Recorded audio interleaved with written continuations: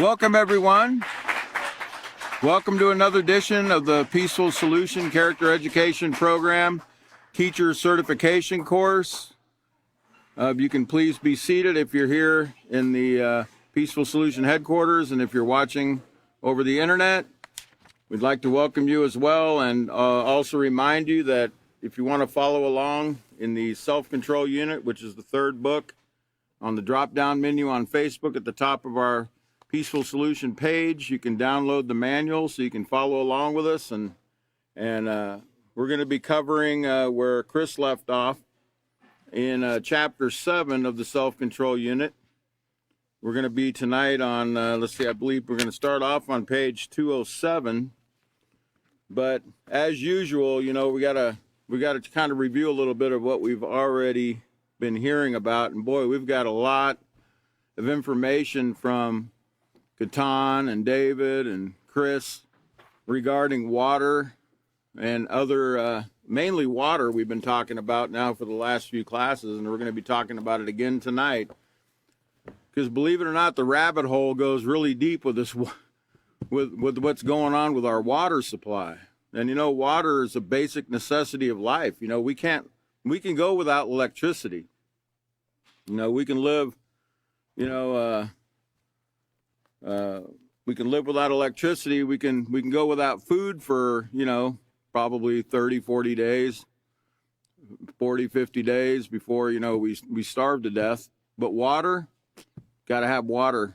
You know, a few days without water and our life is gone. So water is and you know, we need water to bathe. We need water for everyday use, you know. So water is a very important thing, and having clean, healthy drinking water and clean, healthy water to bathe in as well and do our laundry and everything else is very important. So tonight we're going to be, again, on page 207, but I just want to jump back a little bit on page 2. Let's go ahead and first of all, just look at page 205, where it talks about the damage is already done and how, you know, it says in that top paragraph, the fish that live in polluted waters become contaminated, right? That's a no-brainer.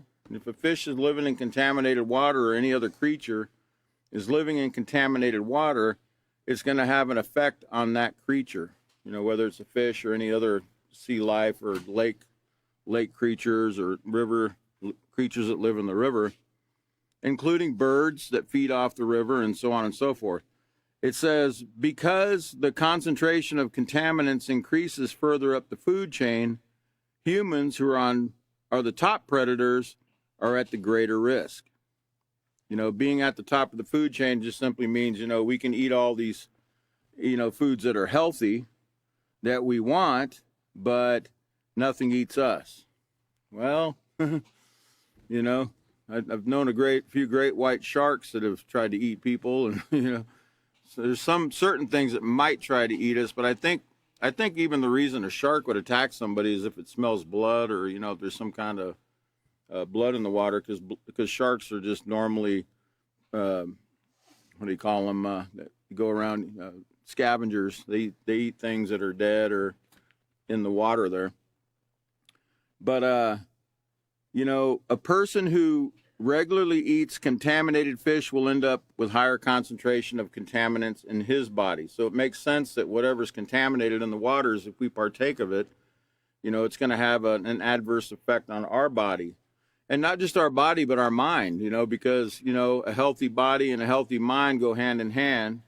You know, we have to have you know, as it told us in the self-control unit, I believe chapter 2, when we learned about emotions, you know, we have to have a healthy mind and body. They both have to be balanced together to work properly. So what we eat, we learned in the character unit, you are what you eat. And what we eat influences the way we think, the way we feel, and the way we act. Okay, remember, an influence is anything that has the ability to affect the way you think, feel, and act. So food is an influence. So we got to make sure the food we're putting in our bodies is clean and healthy for us. And contaminated water is a problem. It's a serious problem. As you're going to see tonight, it's more serious than you actually believe, and it affects everybody. There's nobody that's not affected by it, and that includes in the United States. And then Chris talked about the PCBs, polychlorinated biphenyls.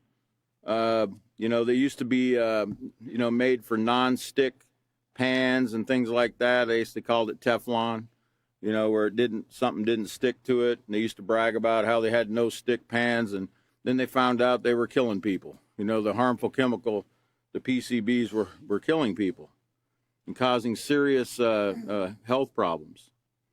Okay, so on page 206, he talked about the Great Lakes in Michigan. And Chris reminded us that the author of the Peaceful Solution, he was up there and he saw the same thing. He saw the warning signs about, not eating too much fish out of those lakes, which is a shame because, they're beautiful lakes, actually like oceans. When you look at the Great Lakes, these are huge bodies of water. And I'm sure they're very beautiful, but because of all the shipping and the waste that's dumped into them by ships and things like this, where people aren't stopping and thinking about, how they're treating the environment, and they're not thinking about others, they're not being considerate of their fellow man, and they're not even thinking about how what goes around comes around. Because remember, water circulates. It goes around the earth, around and around and around. Matter of fact, why don't you put up that first article I got? Chris handed to me this before the class. This is going to be quite shocking to you about what goes around comes around. But it says that every glass of tap water you drink has been drank by 10 people before you. Let me explain what that actually means in the most family-friendly way I can, okay? It says, hope you're ready to receive some grim news, because every glass of water you knock back has most likely been urine 10 times over. Lovely. Yep. As you probably already understand, all the water on Earth is the same water that's been around for the last 20,000 years. Okay? Is there some place that new water's being made? No, it's all the same water. It's whether it's underground, whether it's above ground, and whether it's up in the firmament up here, it's all just being recycled and reused over and over and over again, but it's the same water. It goes on to say in the article, the author says that a more likely scenario would actually equate to water having been urine 25 times already. So, in other words, the water you're drinking's already been urine at least 25 times, and not just from human beings, as we're going to learn here. It says, if you want even more information, he goes on to explain that water has been fish urine at least 10 times, mammal urine around twice, and other forms of urine 13 times. And only a trickle has been monkey urine. Good to know, I guess. Sounds pretty disgusting, doesn't it? Well, you think that's bad? Wait till you see, as Paul Harvey said, the rest of the story.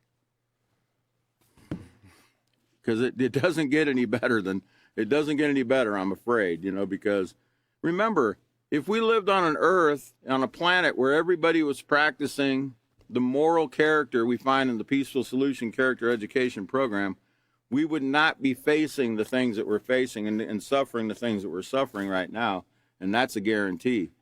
And it's also a guarantee that the people that are following the Peaceful Solution Character Education Program are not endorsing these kind of techniques for the water or creating adverse effects on our environment. We're actually trying to practice, all of us at one time, the world was my ashtray. I flicked my cigarette butts when I used to smoke out the window as I was driving down the road. Not sure how many forest fires I started, I didn't really care too much about, throwing, if no one was looking, throwing some trash somewhere, as long as no one was looking. I think we've all, or as I was drinking and driving when I shouldn't have been, throwing my beer bottle out the window and glass breaking all over the, side of the road where deer and other animals are walking around, probably cutting themselves, or humans, No, none of us really thought about any of this, because really the world just seemed to be, ours, It was ours and we could do what we wanted with it. And that was the kind of attitude that I had before I learned the Peaceful Solution program. I didn't care. I didn't stop and think about anyone other than myself. And a lot of times I didn't even think about myself too much in the things I was doing. I didn't care too much about my health, even though I pretended like I was health conscious. I really wasn't by the things I was doing. So, okay, on the bottom of page 206, there's a little quote there. It says, pollution in our water can contaminate and kill fish and plant life. It can also affect our health, causing disease and killing millions yearly. As the study of the Great Lakes in Michigan proved, polluted water can also affect future generations. Now I want to go over to we want to look at the lesson plan here and see where we're at here. We're going to be on page 207, so we're going to want to read number 6 on LP7D. We want to look at step 6. I didn't bring my glasses tonight. I'm going to see how well I can do here in the light. You know, a lot of times I've noticed it's not so much glasses that I need, it's more light. You know, when I can, had a friend of mine here, he showed me one time I needed glasses, and he said, no, you don't really need glasses. Here, let me shine my flashlight on that. And sure enough, I could see it perfectly. So I'm not sure how that works, but I'm going to do my best. On step 6, it says, stress to students that contaminants in our water affect the health of both animals and people. However, if we as a society would consider how we treat our water supply, we could make a difference. You know, and see, that's the whole thing. We can make a difference. You know, we're not going to be, even as Peaceful Solution students, 100% effective in some ways because of the way man is doing certain things right now to recycle this water. You know, Chris, I think, and Catan and David probably all hit on, you know, the fact that we have toilets in our home, you know, and you know, back in the earlier time, you know, back in the earlier this century, they didn't have toilets in the home, you know, they had an outhouse. And the outhouse was just simply a house around a hole in the ground where they, you know, relieved themselves. And it went down into the hole, and you know, the microorganisms that are in the earth and the soil would take care of the waste. You know, they would actually, it was biodegradable, in other words. You know, the bugs took care of it, and they turned it back into a reusable substance again. So it was naturally done. There was no harm done. And I think one of the teachers even mentioned that the author of the program told us that the microorganisms on the land that you own, when you actually used the facilities, the outhouse, those bugs would actually know what your body was needing, the nutrients that your body needed, and they would actually bring those to the soil for you. You know, because everybody had a farm, everybody usually planted their own crops, etc. And the bugs actually worked with you to make sure that you got the nutrients that you needed in your body. So they were actually helping. They're actually helping us without us even realizing that's what they're doing. It's really an amazing thing. You know, I never cared much about, you know, microbiology when I was in high school. I didn't, in fact, they called it high school because I was always high. So I didn't really learn much. But, you know, when I got older, I started seeing really the importance of learning these things, because it's really, really a fascinating subject, microbiology. And, okay, so it says we're going to read the damage is already done, which we did on 205, and efforts to save our water on 208. Now, that means that we better read 207 as well, right? We don't just skip it because we didn't see that number. We just want to go to 207 now, and we're going to read Straight Talk. And it says, as you can see, polluted water is not something you should ignore. Polluted water can contain, in addition to toxic chemicals, bacteria, parasites, and even viruses that, although invisible to the human eye, can get into the intestinal tract, causing diarrhea, vomiting, fever, and death. Okay, so these are the kind of things that are in our water again, you know, and you should underline these: toxic chemicals, bacteria, parasites, and even viruses. And let's see, at this point, I think I want to go. Can you go to, well, no, let's go ahead. I wanna play a video. It's probably about 7.5 minutes long, and it's regarding something that's affecting the water, but it's something that they're putting in the soil. Okay, and I'm going to show you how they both, because as you know, whatever you put in the field, these things that we put in the field, the fertilizers we use on the field, it affects our water supply because of runoff from these fields. And but also, these, there's the condensation, the evaporation and the things going back into the air and then coming back down in form of rain in other places, and it spreads. So let's go ahead and watch this video. This is kind of, I know 5:30 used to be about the dinner hour, so I hope you're not eating dinner while you watch this. But anyway, you might want to put off your dinner for the next few weeks until after this class, okay? I guarantee you. So let's go ahead and play the video and watch very closely. It's self-explanatory.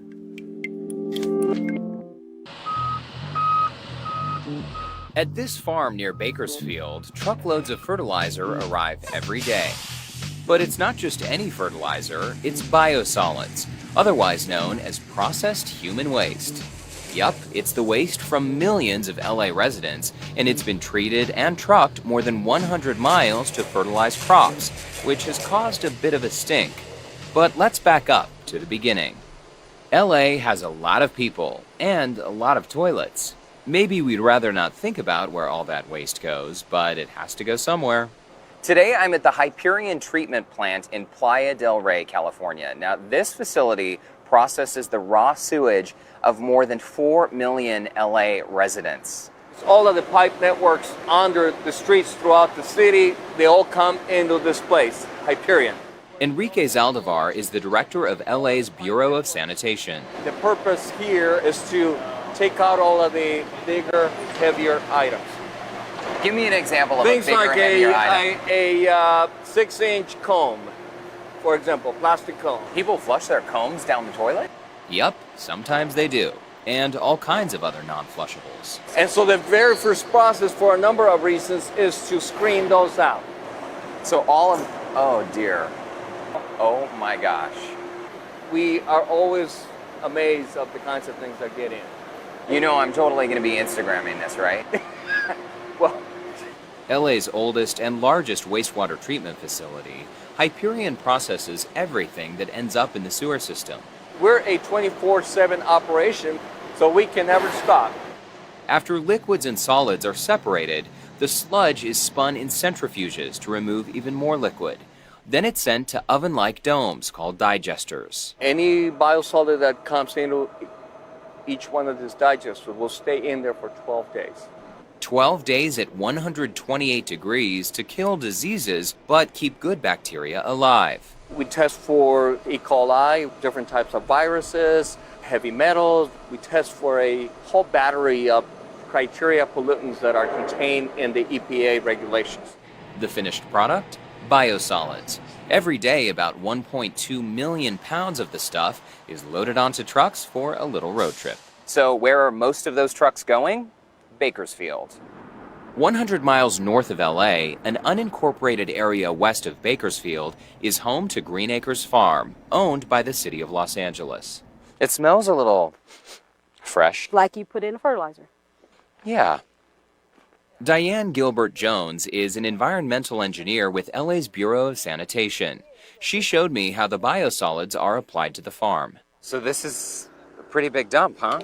It looks like it's still warm. It's steaming, huh? Yes, it is. Can we touch it? Of course we can. Yeah? Yes. Should I really be doing it? No, see? No, I mean, let's do it. Yes, yes. It's biosolids. See, it feels like cake. Feel Oh it. my goodness. Okay, I'm totally gonna go. Yeah. Okay, so this is what we're dealing with here. After offloading, the material is spread and then tilled into the soil. So instead of buying chemical fertilizers to grow the crops, we're using nutrient-rich biosolids. This is a field full of milo at the Green Acres Farm. Now, milo is a crop grown to feed cattle. And all of this was grown using, you guessed it, biosolids. How do you know this is totally safe? Kern County And our on-site farm manager comes out, they actually take a sample. That sample is sent to an outside lab, and they look at a gamut of metals and other constituents that may be in the biosolids, and then they provide those results to Kern County. All the tests that we have done since applying at this site have come back in compliance with the regulations, even the Kern County regulations, because Kern County also regulates this material as well. So what's the big stink about? Every 2 years, the EPA conducts reviews of biosolids regulations. But some critics say those regulations are outdated and insufficient to protect public health and the environment. In 2006, voters in Kern County overwhelmingly passed a measure to prevent LA from bringing biosolids into their county. Measure E is the voter initiative ordinance that prohibits the land application of sludge in the unincorporated areas of Kern County. But it got tied up in a court battle and never went into effect. One vocal opponent of LA's biosolids program is Kern County Supervisor Letitia Perez. We came up here to Bakersfield hoping to interview Supervisor Perez. In fact, we had an appointment with her to interview her right here outside of her office. But when we arrived, instead of Supervisor Perez, her counsel, the county's counsel, came down and told us they would not participate in the story. They would not comment on anything related to biosolids. County officials may be tight-lipped now, but in the past, they've insisted that LA's treated sludge is not safe. Soil expert Blake Sandin says applying biosolids to the same piece of land, even once a year, could be too much too often. That's where justifiable concerns arise over any of these materials, whether it's biosolids, whether it's dairy manure, waste from anything.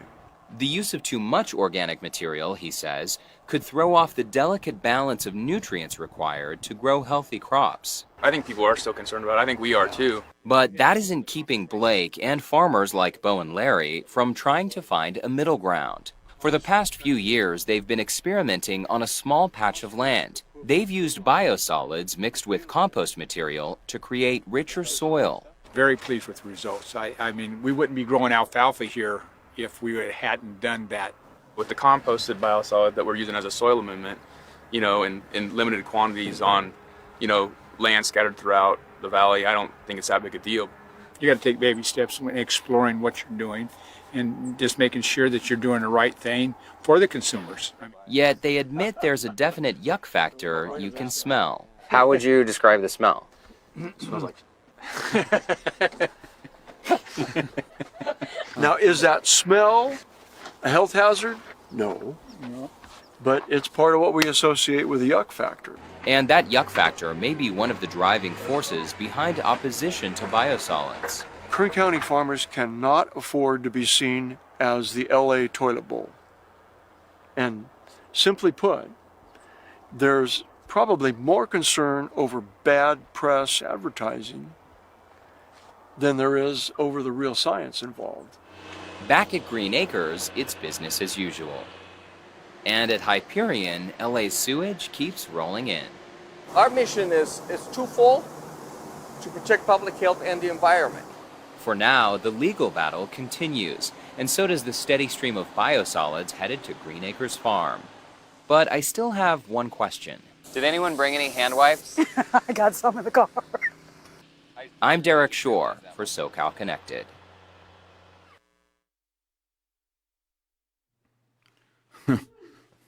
Actually, I don't. This is why the Peaceful Solution Program needs to be taught to everyone, because, that isn't healthy at all, what's taking place there, I guarantee. You have to remember what we talked about before, about in previous classes about the money making. If you notice, it was about recycling waste makes money. They found a way to make money off this thing, where they can actually sell, because I guess in their mind, the alternative is to have to make cakes in those little things they use for baking. Did you notice he said it was 128 degrees inside of those ovens for the human feces, and it was supposed to be killing any kind of bad bacteria? I hate to tell you that there's deserts that are 128 degrees and ain't killing nothing. Okay, so if you think that that's actually killing any kind of disease, viruses, and bacterias, it might be doing for some, but you know, as we're going to learn later on in about some of these other things like prions, they take about 850 degrees to kill those.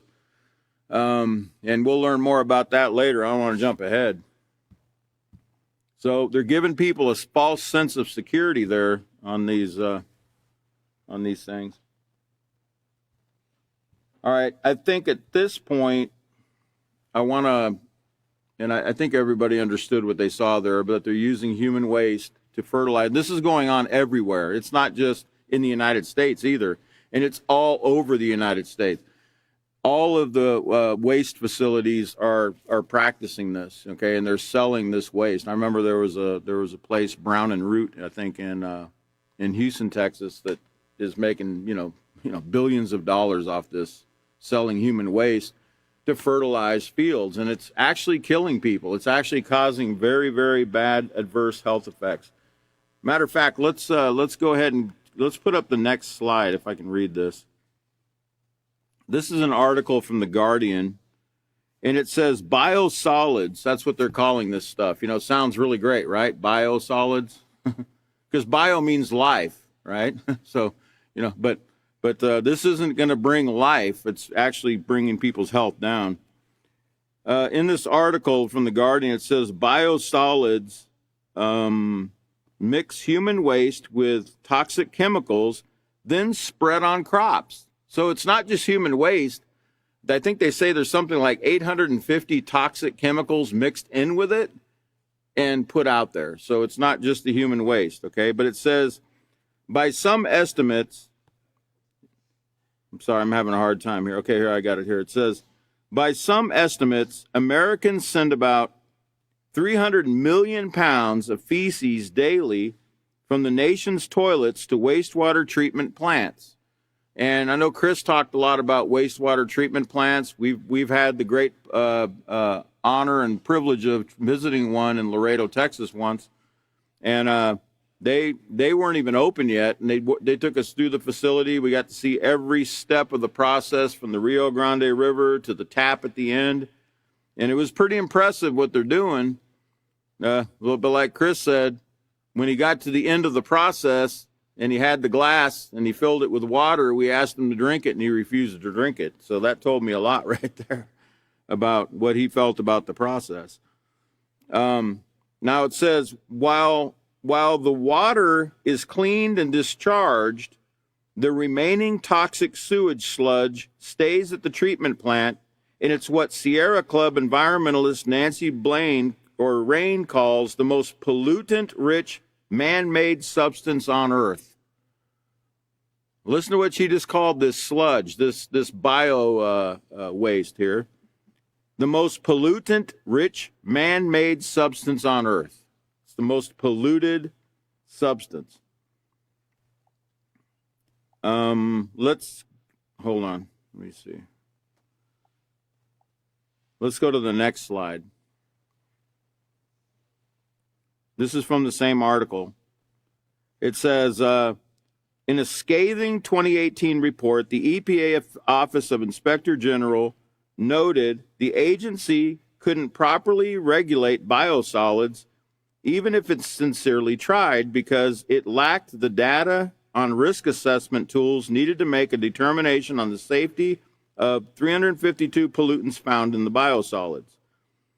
Though regulators and industry don't know what's in biosolids, there's strong evidence that it can be dangerous. Well, I would say, right?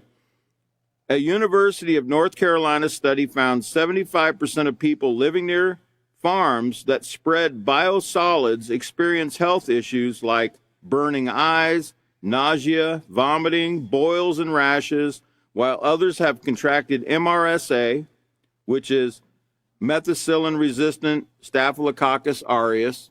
Say that 10 times as fast as you can. A penicillin-resistant superbug. Now, this is a superbug. And as you can see, this girl here has MRSA here on her eye. Okay? It's a terrible thing. But these things are coming from what they're putting there in the soil, the biosolids. Let's go ahead and go to the next slide. And it says from the same article, while the water is cleaned and is discharged, the remaining toxic sewage sludge stays at the treatment plant, and it's what Sierra Club environmentalist Nancy Blaine calls the most pollutant-rich man-made substance on Earth. This biosolid sludge is expensive to dispose of because it must be landfilled. In other words, they would have to landfill it somewhere, they think. Well, it could be landfilled. You know how it could be landfilled? Everybody could have an outhouse and it could be put in the land, right? Really? Pretty simple? You wouldn't have to flush a toilet and have it go to a one location where it's all building up and they got to do something with it, right? And they got to figure out, what do we do with all this sludge we got? Well, let's just make it into cakes and bake it, right? And either bury it in the ground somewhere and or cover it over with dirt, or we can sell it and we can use it as fertilizer on crops that we are eating. People are eating these crops. Not only are people eating it, the animals are eating it. And you can only imagine the diseases and the pharmaceuticals. Remember, Chris said they can't scrub pharmaceuticals out of the drinking water at a water treatment facility. Okay? Nor can they scrub it out of the feces. So it's going to go into the soil. All those drugs are going into the soil, and the cows and the other animals that feed off. Remember, cows, we eat cows, right? We don't just eat cows, we drink milk from cows, and we eat butter from cows, and we eat delicious ice cream from cows. A lot of things come from cows that me and you love. Okay? And the cows are eating this stuff. And they're laying around in it too. It says, now the practice is behind a growing number of public health problems. Spreading pollutant-filled biosolids on farmland is making people sick, contaminating drinking water, and filling crops, livestock, and humans with everything from pharmaceuticals to PFAS, which are I can't remember what PFAs are. They're like the PCBs that we read about the page before. They keep things from sticking to something, okay? They also use them as fire retardant. And there's no regulation on these things. There's no regulation with the EPA. They're getting in the water everywhere, okay? So it's a horrible, horrible problem. Let's go to the next slide. And I really apologize that I didn't bring my glasses, but I'm going to do my best here. Okay, it says, in 2019, about 60% of sewage sludge produced by treatment facilities will be spread on farmland and gardens, get this, as well as schoolyards and lawns. Are you listening to me? Sounds like they're spreading this stuff everywhere. You know, that reminds me of something. If you could take the slide down just for a minute, I want to relay something to you. It occurred a few years ago. It was back when I lived in Laredo, Texas.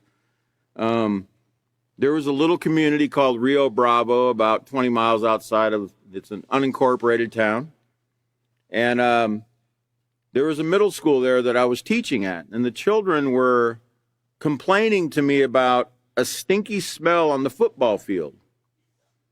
Where they also play soccer. They call soccer football. You know, we call football, you know, they call soccer football. And they used to say, we go out there and we play football and you can smell sewer. So I went out there to investigate and see what they were talking about. And sure enough, I got out there and I'm walking on first of all, it was 100 degrees outside. It hadn't rained in days, but the field was wet.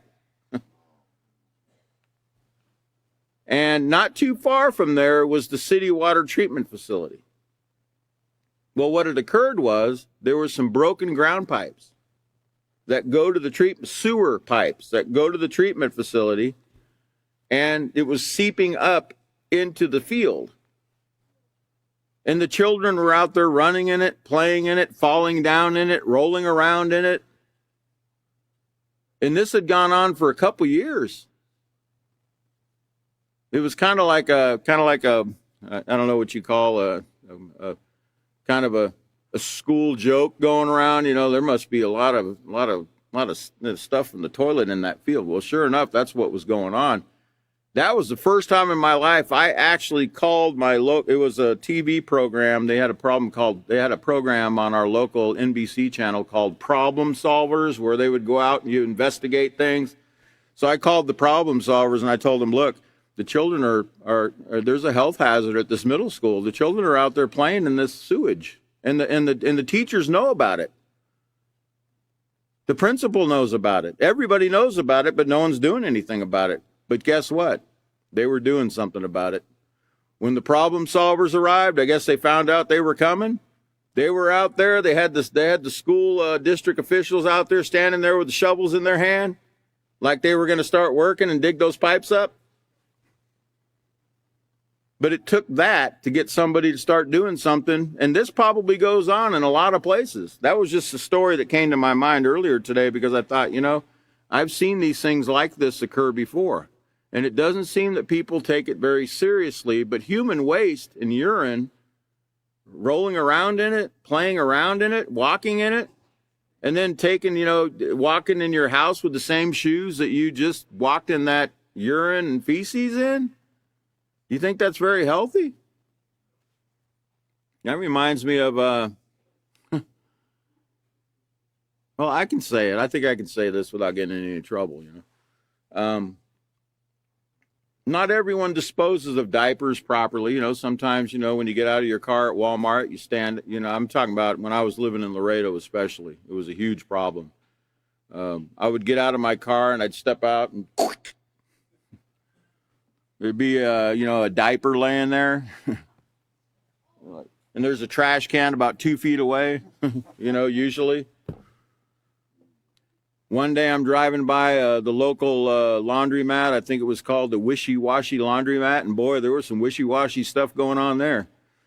I drive by and there's a mom standing out there and she's allowing her 2-year-old, she's holding his hands as he relieves himself all over the parking lot. Now, with the sun 100 degrees, it's probably going to dry in a few minutes, you know. No one's going to know when they get out of their car and step in it that there was ever anything there, right? So no harm done. What you don't know won't hurt you, right? Wrong. So think about all these things that go on because people are not stopping and thinking about what they're doing and how what they're doing can harm other people.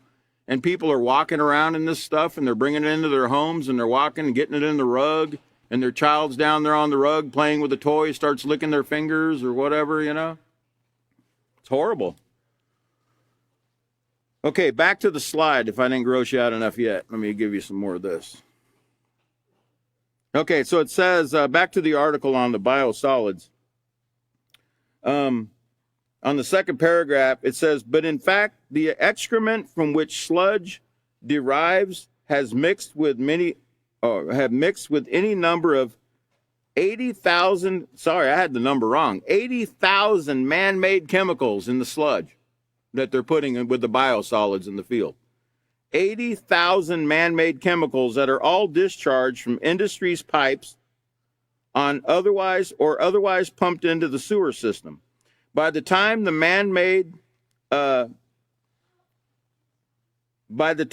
mix lands in treatment plants, it can teem with pharmaceuticals, hormones, pathogens, bacteria, viruses, protozoa, and parasitic worms, as well as heavy metal like lead, cadmium, arsenic, which is very dangerous, and mercury. It often includes PCBs, PFAs, dioxins, BPAs, and dozens of other harmful substances ranging from flame retardants to hospital waste. Now imagine that, hospital waste. You know what comes from hospitals? You know what they have to have permits to actually release is blood. blood. There's a lot of blood that's discharged from hospitals into the system. Blood. Now remember, those diseases, bacteria and viruses and things, are in the blood. And the people at hospitals, they're all healthy, right? I mean, after a hospital is just a hotel, isn't it? No, it's places where people are going because they're sick, and they're releasing the water and the blood and other things into the wastewater system there. All right, let's go to the next slide. This shows a picture in the same article of sewage sludge from the Lapeer wastewater treatment plant in drying beds. You know, so they got that. Basically, what that is human poop being dried, okay? To be sold and spread all over the fields and schoolyards and lawns. Whoever wants to buy it, right? A lot of people probably buy it and they don't even realize what they're buying. Let's go to the next slide. And I think this might be the last slide here. It says, spending, now listen to this. This makes a lot of sense. It says, spending billions of dollars to remove hazardous chemicals and biological waste from water, only to spread them on soil everywhere we live, work, and play, defies common sense. And listen to that again. Spending millions of dollars to remove hazardous chemicals and biological waste from water, only to spread them on soil everywhere we live, work, and play, it defies common sense. It doesn't make any sense. But, you know, as long as it makes a buck, right? As long as it makes a buck, it does make sense. It makes a lot of sense. Millions and billions of cents, right? But it doesn't make common sense, all right? Remember, everyone, sometimes common sense gets thrown out the window when when the dollar signs are flashing before people's eyes, right? I know it's kind of gross to talk about, but hey, we got to talk about the peaceful solution. We're in the education business, okay?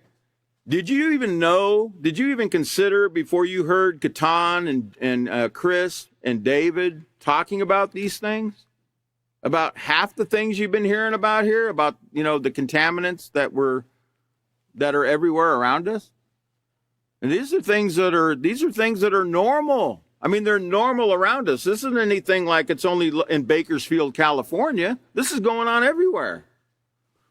And how much have we consumed that had human waste, that was grown by human waste? And that's not even, you know, now they're talking about taking human bodies that have dead and using them as compost.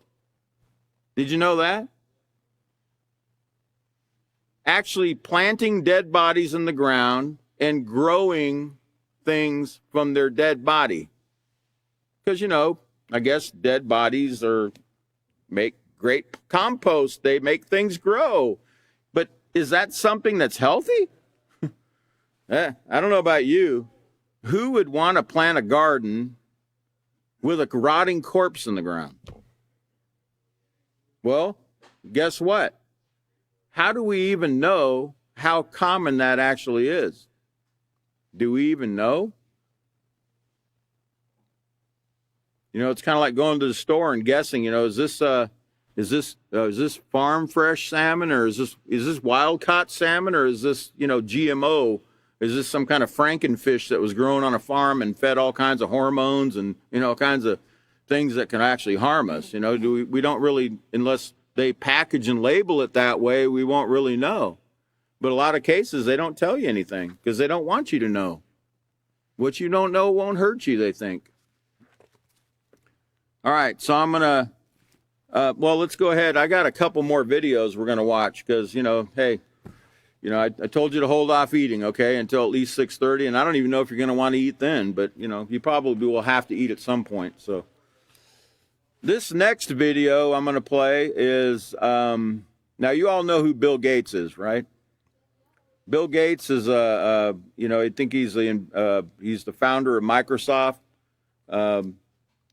He probably should have stuck to, I liked him better when he was just doing software. He's got a lot of he's got a lot of wild ideas about, because there's a lot of people in the world that need clean drinking water, because if you remember reading in the Peaceful Solution, I believe it says only 1% of water on the earth is drinkable water. Okay, so they have to, a lot of people might live near salt water, so they need to have the water desalinated. They need to take the salt out of the water. And building desalination plants can be very, very, very expensive. So, and there's other, in every town we have water treatment facilities, where the water goes through a process. And remember what I just read you, that article Chris handed me about how many times that water's been in someone else before it got to you, because it's just recycled water. It's being used over and over again. So Bill Gates came up with an idea for taking human feces and within 5 minutes drinking it out of a glass. Would you like to see how he does it? Let's go ahead and roll the tape.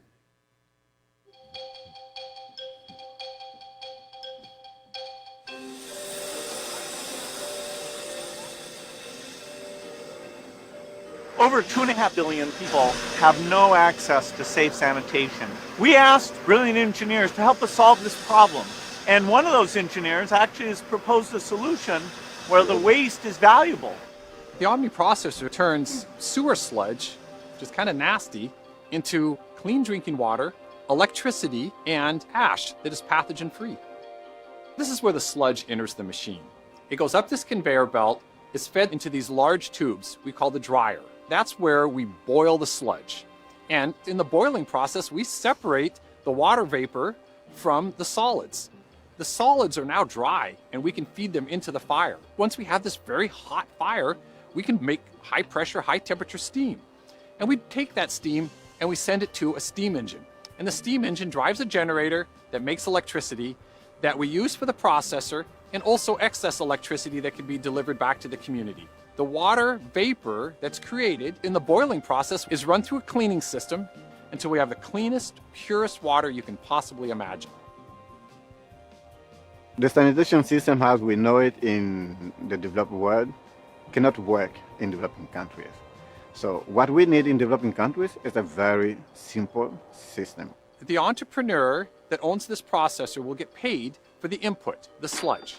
And that same entrepreneur will get paid for the outputs, the electricity, the water, and the ash. I am very impressed with this solution we're seeing here. It generates electricity, it generates clean water. It will grow to every corner of the earth that needs it because it makes money every day. It's water.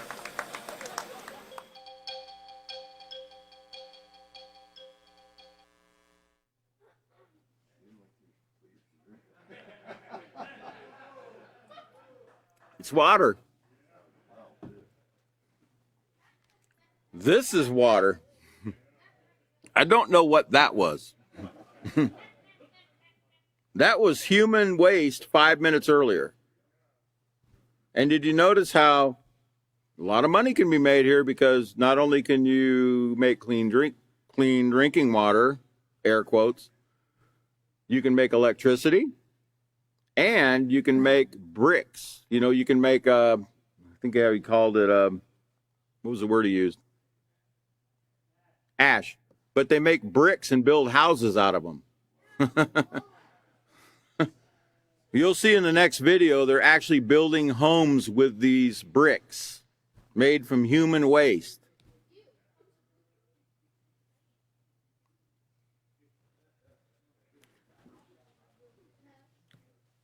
So many things come to my mind that I'm not going to say, okay? But hey, it's water. Okay, so now that same system, by the way, it's called Genicky. I agree, it's icky. You can just take the first few letters off it and it fits it perfectly, right? But that same system, I'm going to show you where it's being used right now in Senegal in Africa. It's only one, they're using them all over the place, but here's one example of how that is used in a place where, the people are very poor. And I think Chris described what he described about the people that were living in Jamaica and how they were getting rid of their waste. I think when you watch this video, you're going to be able to understand what Chris was saying about how people who live in underdeveloped countries, and by the way, Africa is a beautiful continent.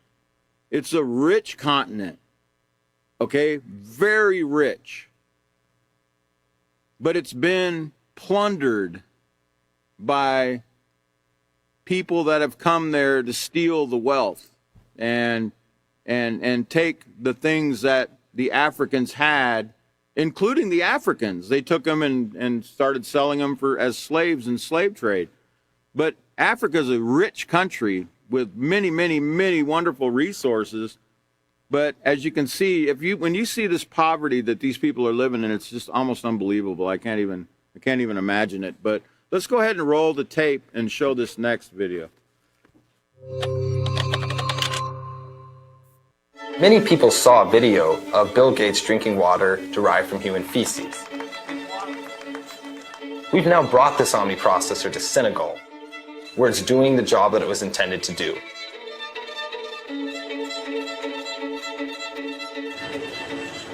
Dakar is a unique city in Senegal. You can have Africa summarize it in Dakar.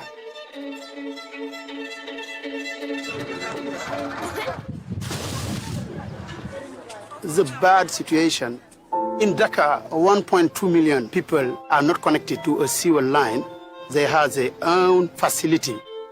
And when these pits are full, people can call for a mechanical emptying, but can call also for a manual emptying. Manual emptying is very dangerous. They dig a hole near the household and they transfer the sludge to this hole. And the manual emptier is directly in contact with the sludge. When people practice manual emptying, you have some pathogen who can spread out in the environment. This is a possibility of contamination of population. Mechanical emptying is better. There's no contact between the sludge and the population, and you can transfer to treatment plant.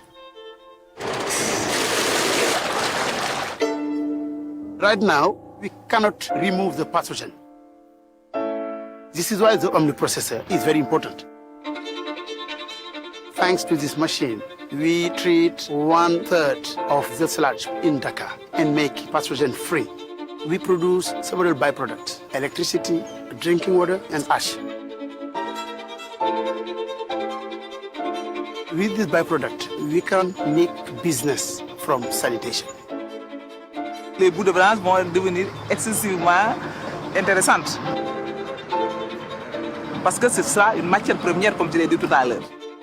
Ce que je peux conseiller en tout cas aux futurs entrepreneurs qui veulent faire des affaires, ils peuvent venir dans l'assainissement.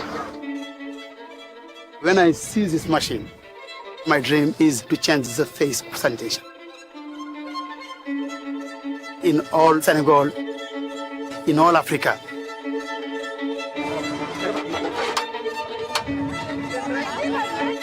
Drinking water is life, but sanitation is dignity.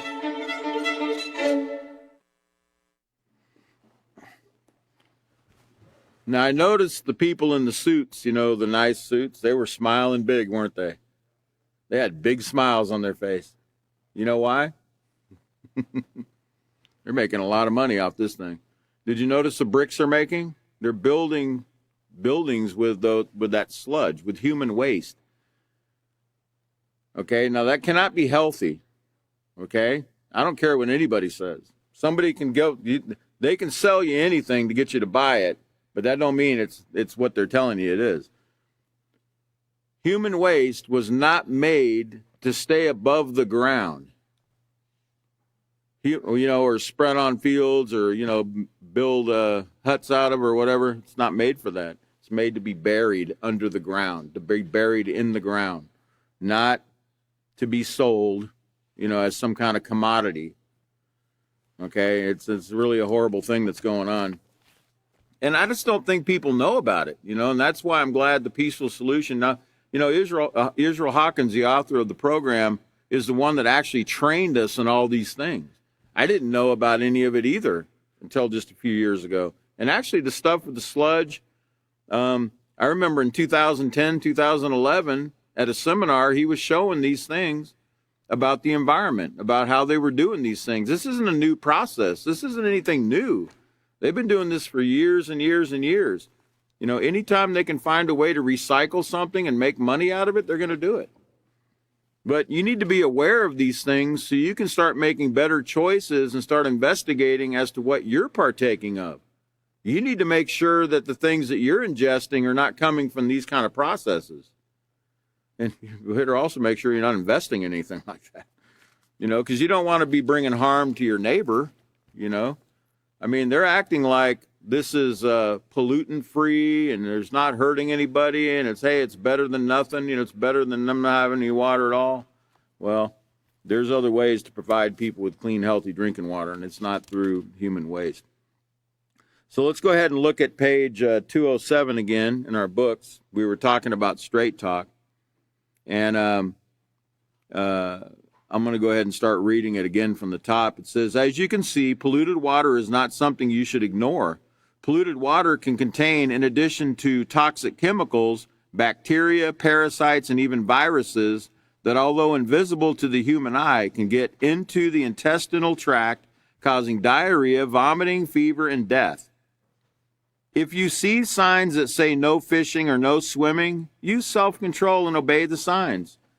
If your area is ever flooded and you are told to boil the water before drinking, do not ignore these warnings. Boil your water and or use bottled water. And Laredo, Texas right now, they've been under boil notices for the last 2 or 3 years.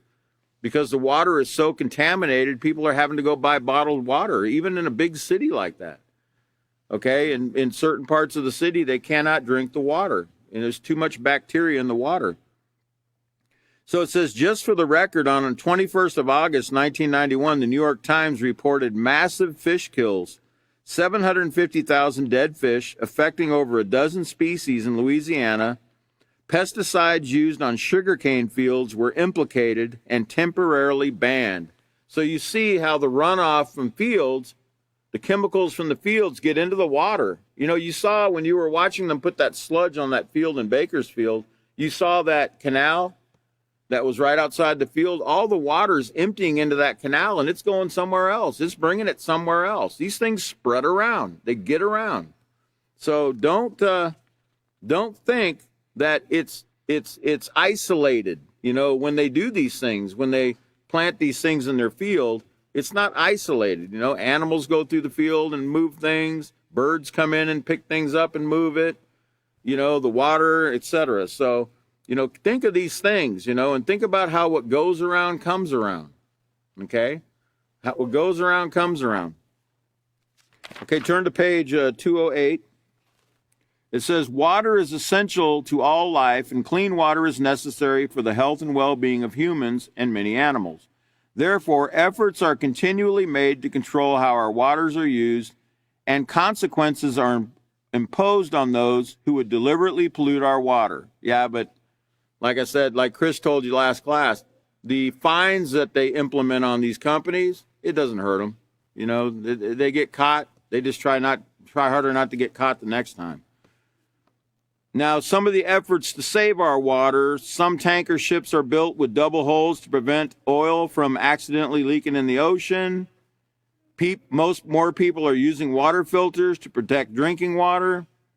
The National Defense Resource Council has helped spur the Environmental Protection Agency to create the Beach Program. This program was designed to encourage states to monitor beach water quality and notify the public of any health risk concerns. And I showed you a few classes ago. The beaches are contaminated all the time. And a lot of people are told, don't even go to the beach. Industrial corporations and other businesses can be fined a huge penalty for dumping toxins into the water. Okay, great. So you're going to fine them, but you're not going to educate them? We need to educate people on what we're learning right here, right? So we can learn how to use self-control, to care for other people, to be responsible, respectful, to not bring harm to anybody else, right, including themselves.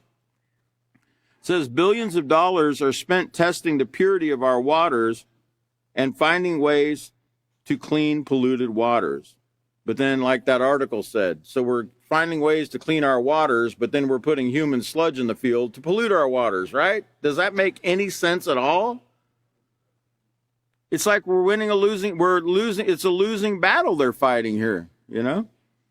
Now remember, water is one of the most precious resources. Treasure it by keeping it clean, not putting contaminants in the water, including human waste, okay? So at this time, the next class, my time is up. The next class will be on 11/9 at 5:30 p.m. Central Standard Time. I'm glad everybody set their clocks back and they got here on time tonight. And we'll see you next time. You all have a great few days.